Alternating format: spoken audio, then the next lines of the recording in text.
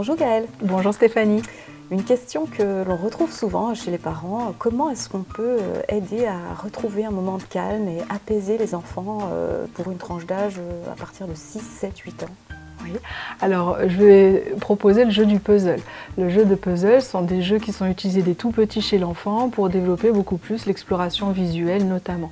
Et puis arrivé à 5-6 ans, c'est une activité qui est souvent délaissée parce qu'il y a de plus en plus de pièces et que du coup on y voit moins l'intérêt parce que peut-être que c'est un peu plus compliqué pour l'enfant.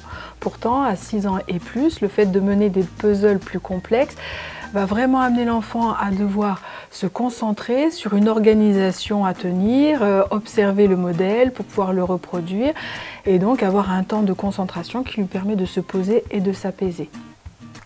D'accord. Alors justement, tu évoques le sujet de la concentration et une nouvelle gamme de puzzles a été développée chez Jeannot avec davantage de pièces, une pièce à partir de 500, voire 1000 pièces, voire plus. Qu'est-ce que tu pourrais nous donner comme astuce pour les parents pour accompagner cette activité-là qui est quand même un peu plus complexe que des puzzles, des petits puzzles qu'on fait en dessous de cet âge-là? Oui, alors il va être important d'organiser l'espace de jeu qui va s'inscrire dans le temps. C'est quelque chose qui ne peut pas se travailler et se réaliser en une fois. Un puzzle de 500, 1000 pièces, ça va être difficile. Donc peut-être déjà identifier une période où on peut s'y poser, peut-être la période des vacances, mais ça peut être sur plusieurs semaines. Ça, c'est le choix de la famille ou le choix de l'école si c'est fait à l'école.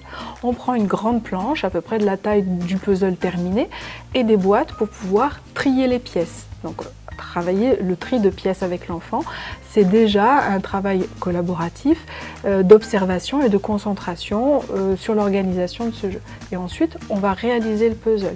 Donc reproduire, constituer le cadre, etc. Pour ça, il faut être bien installé et éventuellement à plusieurs, ce qui donnera du courage à l'enfant de se mettre de façon ponctuelle ou régulière sur cette activité de puzzle qui demande de la concentration et qui permet un retour au calme parce que quand on est sur ce jeu, on ne peut pas être ailleurs.